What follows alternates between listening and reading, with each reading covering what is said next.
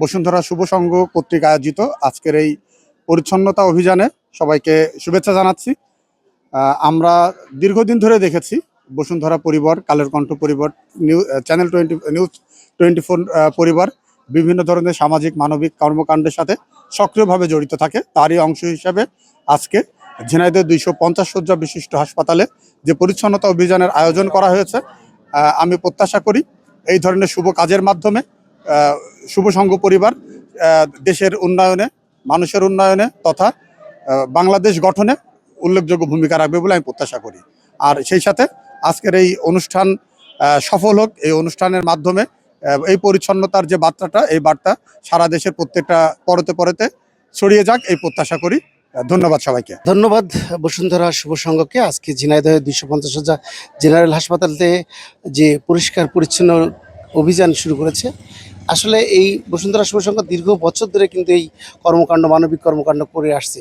আজকে তারই ধারাবাহিকতায় আজকে শুভ উদ্বোধন হলো এবং ধারাবাহিকভাবে হাসপাতালের চারিপাশে যে নোংরা আবর্জনা স্থাপনা আছে, এগুলোর আমরা সবাই এটা পরিচ্ছন্ন অভিযান করে এটা শেষ করব বলে আশা করি। বসুন্ধরা ট্যাবলেট এখন আরো উন্নত। এই হট এয়ার থ্রো টপশিট দ্রুত শোষণ করে সোনামণিকে দেয় কোমল অনুভূতি। বসুন্ধরা শুভ সংঘ সবসময় শুভ কাজ করে।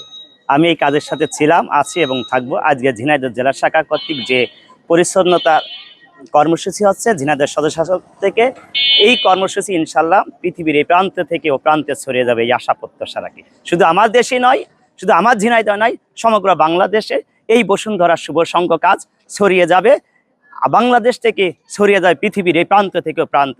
ধন্যবাদ বসুন্ধরা শুভ সংঘকে। আমরা উপস্থিত হয়েছি ঝিনাইদহ 250 শয্যা সদর হসপিটালে।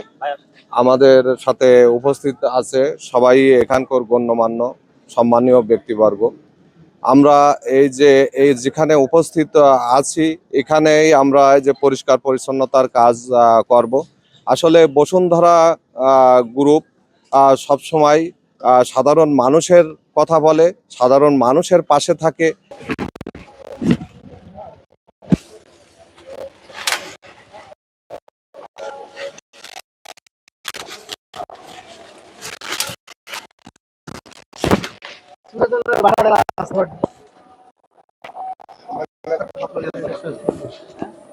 ব্যাগের ভিতর তোমার ওই হাতে